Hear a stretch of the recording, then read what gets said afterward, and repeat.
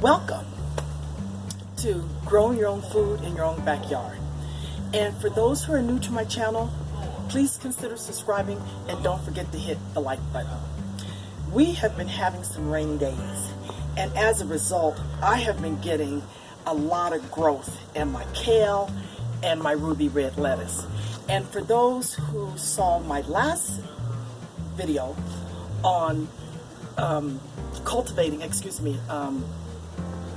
harvesting my ruby red lettuce, you can see how much growth I've gotten from this lettuce since my last video. So I don't want the ruby red lettuce to get bitter, because once it starts getting much bigger, it will get bitter. So I'm going to go ahead and start harvesting this right now. And remember, you have to always cut right at the central crown of the lettuce in order to keep your lettuce growing. So I'm just going to cut right at the crown of the lettuce. And boy, it just seemed like I just harvested this just not too long ago, and it's already been growing a lot. So I am cutting right at the central crown, as you can see.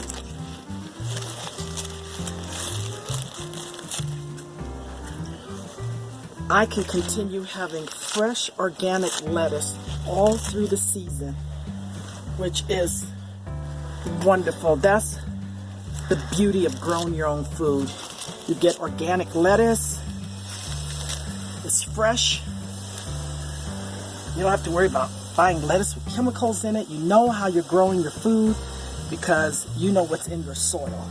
So I just harvested my ruby red lettuce, and now I want to harvest my kale. So I'm just going to go ahead and start cutting the leaves on my kale. And I'd like to harvest my kale when the leaves are young. Therefore, the leaves are much tender and they're not as bitter. And keep in mind that the soil that my kale is growing in is compost, my own compost, and rock dust. Sorry for that. My dog Wendy likes to communicate with the neighbor's dog. So I'm going to continue harvesting my lettuce and my kale. So again, I'm just cutting the outer leaves of the kale.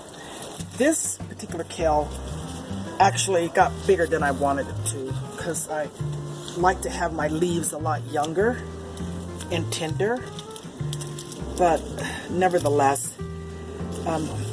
it's pretty small. And this particular kale, I think what I want to do is just let it grow a little more and get a little bigger before I harvest it. But this is ruby red lettuce and kale actually grown on my patio, grown in a pot. So if you're limited on space, remember, you can grow your food in your own backyard in pots, on your patio, on your table. As you can see, I have just harvested a bowl full of lettuce. And guess what? My peppers are ready to be harvested. So I'm going to go ahead and harvest my banana peppers that I could add to the salad. So this is exciting.